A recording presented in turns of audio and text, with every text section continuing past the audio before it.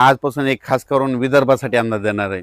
विदर्भातल्या शेतकऱ्याला अमरावती जिल्हा आहे, तर अमरावती जिल्ह्यामध्ये 25, 26, 27च्या दरम्यान चांगला जोराचा काही ठिकाणी मुसळधार अतिमुसळधार पाऊस अमरावती जिल्हा, वर्धा, भंडारा, गोंदिया, चंद्रपूर, यवतमाळ, अकोला जिल्हा ह्या परिसरामध्ये ह्या म्हणजे 4-5 दिवसामध्ये चांगला जोराचा पाऊस पडणार आहे, म्हणून विदर्भ वासियासाठी आनंदाची बातमी।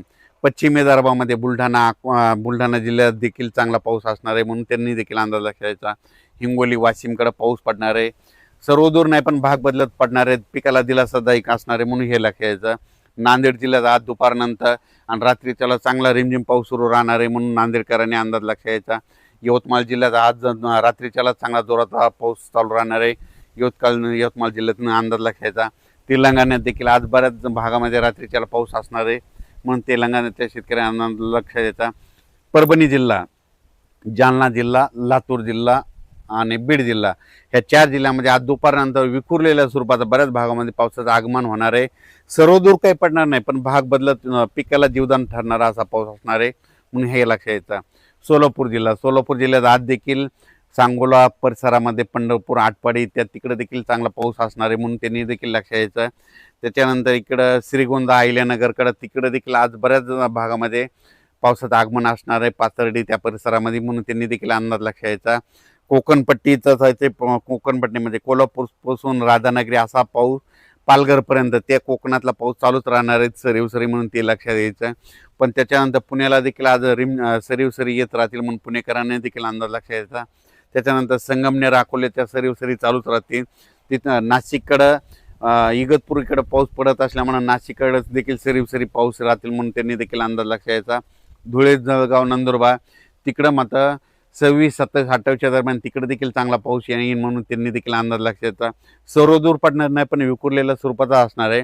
फक्त चांगला मोठा पाऊस फक्त अमरावती जिल्हा, इकडं अकोट तालुका, मोर्शी अमरावती जिल्ह्यातला मोर्शी तालुका, त्याच्यानंतर इकडं बेतूल, मध्य प्रदेशमधलं बेतूल, इकडं त्याच्यानंतर अचलपूर, दर्यापूर, त्याच्यानंतर इकडं उमरेड, वर्धा, नागपूर, भंडारा, गोंदिया, त्याच्यानंतर इकडे यवतमाळ, किनवट ह्या परिसरामध्ये मात्र चांगला पाऊस असणार आहे, म्हणून विदर्भासाठी हे जोराचा पाऊस असणार आहे, म्हणून विदर्भ शेतकऱ्यांनी अंदाज घ्यायचा। संभाजीनगर जिल्ह्यामध्ये तुम्हाला सांगू इच्छितो, इकडं सिल्लोड, नेल्लोड, त्याच्यानंतर इकडं सोयगाव, चाळीसगाव त्या परिसरामध्ये देखील ना आज बऱ्याच भागात पाऊस सुरू होईल, आणि संभाजीनगरकडे देखील विखुरलेल्या स्वरूपाचाच पाऊस आहे, सर्वदूर काही पडणार नाही, म्हणून त्यांनी देखील अंदाज लक्ष द्यायचा। त्याच्यानंतर राज्यात सगळीकडे असा म्हणावं तसा पाऊस पडणार नाही, विखुरलेल्या स्वरूपाचा 10 मिनिटाचा 20 मिनिटाचा असाच पाऊस पडणार आहे, म्हणून अंदाज लक्ष द्यायचा। फक्त जोराचा पाऊस फक्त विदर्भातच पडणार आहे, म्हणून विदर्भासाठी हे खास करून आनंदाची बातमी आहे। त्याच्यानंतर परत सप्टेंबरमध्ये मात्र परतीचा पाऊस एक शेतकऱ्याला तारणार आहे, म्हणून ती एक अंदाज आताच लक्षात घ्यायचा।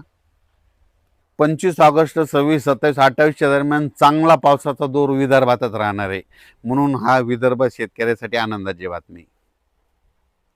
विदर्भामध्ये काय होणार आहे, कमी दाबाचा पट्टा असल्यामुळं ते कमी दाबाचा पट्टा जात असल्यामुळं मग काय होईल, मग त्याच्या विदर्भाच्या बाजूला मराठवाडा आहे, मग मराठवाड्यामध्ये कोणता, परभणी जिल्हा, हिंगोली जिल्हा, त्याच्यानंतर नांदेड जिल्हा, इकडे जालना जिल्हा, ह्या परिसरामध्ये काय होणार, मग रिमझिम पाऊस पडणार, म्हणून हे विदर्भामध्ये जास्त पडत असल्यामुळे मराठवाड्याला रिमझिम 25, 26, 27, 28च्या दरम्यान येणार आहे, म्हणून ह्या शेतकऱ्यांनी लक्षात येतं। पण ते पण सर्वदूर नाही, काही भागातच पडणार आहे, म्हणून अंदाज लक्षात येतं।